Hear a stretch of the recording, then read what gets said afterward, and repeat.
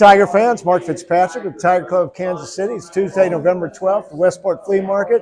Our guest speaker today, my fellow Mizzou journalism grad, Annie Rogers, who covers the Royals for MLB.com. Annie, thanks for coming out and talking about the Royals. Great season. Thanks for having me. What a season. Who did you anyway see going into the year that they would show this kind of improvement? I knew that they would be improved. I thought they did a fantastic job over the offseason to bring in veteran guys who will help on the field, off the field. I knew a lot of their young guys would take a step forward, including Bobby Witt Jr. I don't think anyone could have predicted a 30-win turnaround. I mean, that is remarkable. I remember, thinking every spring people asked me my prediction, and I said, well, even if they go, win 20 more games, like that is an amazing turnaround. Right. And that's still that's still under 500 if that would have been, 20-game improvement. But 30 wins, 30 more wins. I mean, it's just remarkable. It was a really fun season. And I think it just shows that they're here to stay, and they want to keep building for the future. I saw first game of the World Series I was watching. They put up a stat that up to that point, the Yankees had played 9 postseason games, and they had scored 5 or more runs in 6 of those. The 3 they hadn't were against the Royals. The Royals' pitching was just outstanding the postseason. We need some more offense, though, I think. Yes, that's going to be the top priority. Pitching was a top priority last year. They did a great job with that. A lot of those, the whole rotation's coming back. And they feel good about their bullpen, but now it's about offense and what they can do to increase their on base throughout the lineup. They'd like to see more internal improvements with their young guys, but they've got to add a few bats to help lengthen that lineup. One other stat from last year is the Royals, of their top 5 starters, I think got 151 starts, and maybe off a couple, but remarkably injury-free.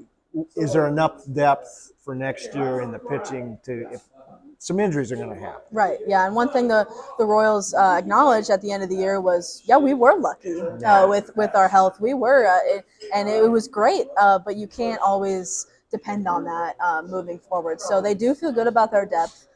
They've got their top 4 coming back in Seth Lugo, Cole Reagans, Michael Waka, and Brady Singer.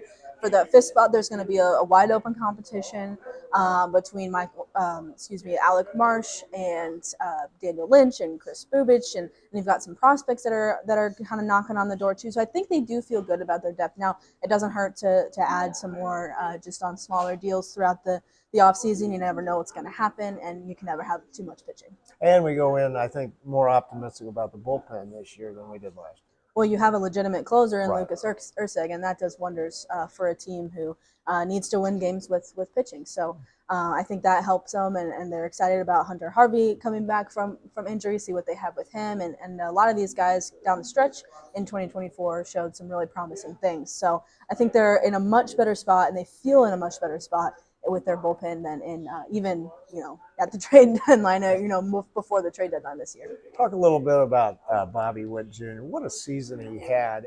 Has he reached his potential, or we have more upside there? I think that's the fun part about him is you don't know what the ceiling is.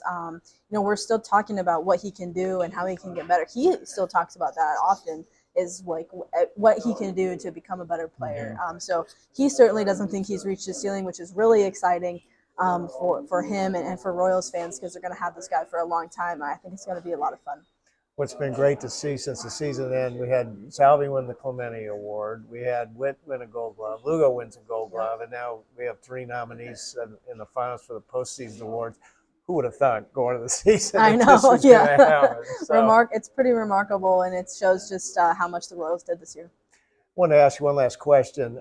For next season, is there anybody currently in our minor league system who you see possibly contributing next season? Yeah, I think the one name that comes to mind is Noah Cameron, lefty pitcher, actually from St. Joseph, Missouri, so kind of a local guy.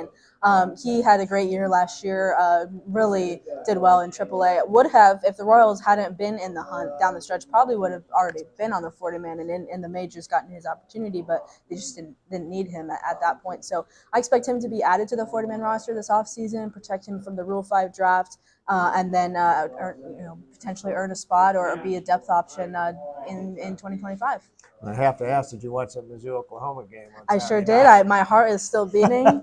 It was It was something It else, was but we got the win. it was the strangest football. I was there, and it was the strangest football game I've ever seen. And fortunately, we used to not win those. Now we're I know, winning. yeah. That's great. So, Annie, thank you. Thank Thanks for you. coming out. She does a great job for MLB.com, and she is a Mizzou J School grad. We're very proud of her. Hey, next week we will have from 810 Sports, Soren Petro, host of the program from 2 to 6 every day, and he is always a great speaker. So come and see us at the Westport Flea Market.